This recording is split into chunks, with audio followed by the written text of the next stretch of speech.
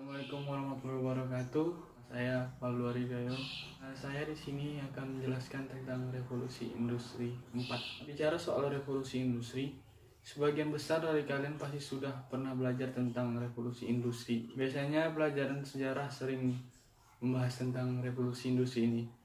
Nah, mungkin beberapa dari kalian juga bingung, kenapa kok judulnya revolusi industri 4? Kok udah keempat, kenapa nggak pertama, kedua, dan ketiga?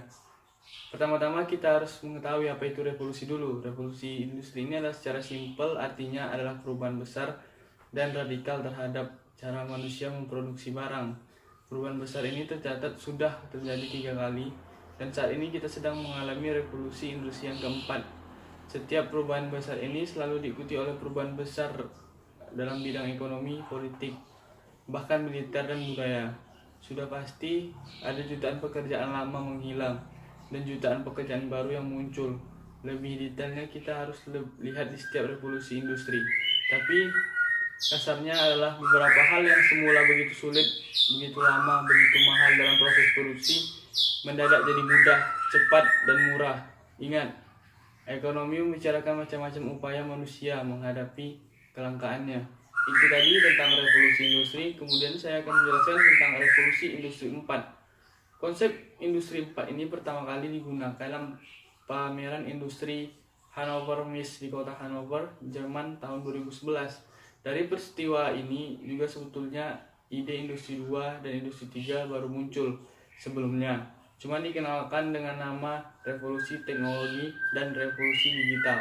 Nah, mungkin bisa nebak kayak setelah 2 revolusi itu, revolusi macam apa lagi sih yang bisa terjadi? Semua revolusi itu terjadi menggunakan revolusi sebelumnya. Sebagai dasar, industri 2 tak akan muncul selama kita masih mengendalikan otot, angin, dan air untuk produksi. Industri 3 intinya mengupgrade lini produksi tersebut dengan komputer maupun robot. Jadi, industri 4 juga menggunakan komputer dan robot ini sebagai dasarnya, tetapi lebih akan mengembangkan dari komputer dan robot tersebut. Dikenal dengan istilah revolusi industri 4, di mana era baru ini terjadi dengan ditandainya dengan berintegrasi beberapa teknologi sekaligus, yaitu biologi, fisika, dan digital. Perpaduan teknologi ini memungkinkan pelaksanaan proses produksi menjadi lebih mudah, cepat, serta produktif. Kemudian contoh-contoh atau bentuk revolusi industri 4 ini. Yang pertama itu adalah 5G. Ibarat sebuah rumah, revolusi industri 4 ini juga memiliki fondasi seperti menopang bagian semua kegiatan yang berkaitan dengannya. Dalam hal ini, fondasi tersebut adalah internet yang cepat. Saat ini kita masih menggunakan jaringan 4G atau generasi keempat yang dari segi kecepatannya terbilang bagus. Kemudian otomasi pabrik. Ada banyak alasan bagi perusahaan untuk bergerak ke arah teknologi otomasi pabrik ini, termasuk tantangan dalam perekrutan dan upaya untuk terus kompetitif di pasar yang cepat berubah. Perusahaan percaya bahwa dengan mengadopsi solusi bukan saja produksi yang menjadi lebih efisiensi atau penggunaan sumber daya yang menjadi lebih efektif.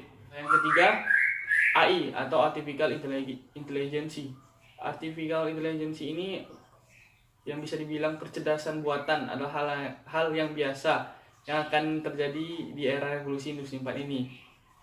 Ini merupakan studi tentang bagaimana membuat komputer atau mesin dapat melakukan hal-hal yang sangat dapat dilakukan manusia dengan lebih baik.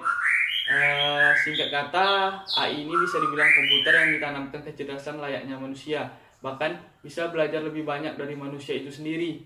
Yang keempat, analisis big data. Dunia terus mengalami perubahan di mana bidang usaha dibangun berdasarkan data dan perusahaan yang tidak mampu memahami bagaimana mengembangkan bisnis berdasarkan data-data akan tertinggal. Industri keuangan, kesehatan, perdagangan, infrastruktur, manufaktur, telekomunikasi, bahkan politik saat ini bisa mengandalkan data yang kuat dan bisa menjadikan itu sebagai acuan untuk pengambilan keputusan yang tepat. Kemudian dampak dari revolusi industri 4 ini. Yang pertama, dari dampak sosial, hal yang paling menonjol dari revolusi industri 4 ini adalah penggunaan teknologi dan mesin yang dapat menggantikan peran manusia dalam proses industri. Kegiatan ini dapat menyebabkan berkurangnya peranan atau campur tangan manusia dalam proses produksi. Hasilnya adalah berkurangnya lapangan pekerjaan dalam industri manufaktur. Yang kedua, dampak politik. Regulasi yang dapat menjadi imbang diperlukan. Satu sisi, revolusi industri 4 ini diperlukan untuk memenuhi kebutuhan permintaan akan produk dengan harga yang terjangkau. Di sisi lain, penggunaan mesin menyebabkan tingginya angka pengangguran yang dapat berdampak pada iklim ekonomi. Ketiga, yaitu dampak ekonomi. Dampak ekonomi yang terjadi seperti perubahan terhadap beberapa model bisnis sebelumnya. Tingginya biaya yang diperlukan untuk sebuah perusahaan dalam mengimplementasikan industri 4.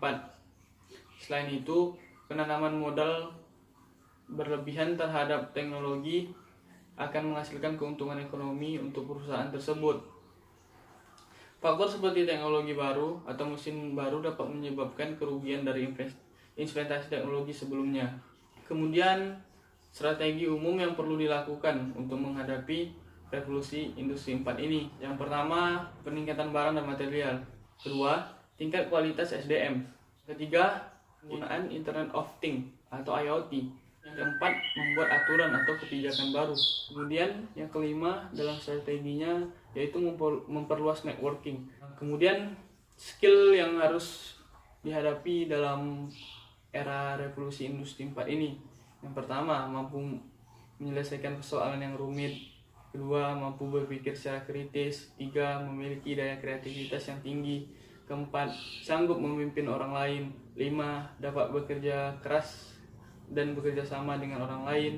Keenam, memiliki kecerdasan emosi. Ketujuh, mampu membuat keputusan yang benar dan tepat. 8. Mampu membantu orang lain. 9. Handal bernegosiasi dan mempengaruhi orang lain. Ke-10, dapat bersikap fleksibel dan adaptif. Ini semua harus tertuju pada generasi muda.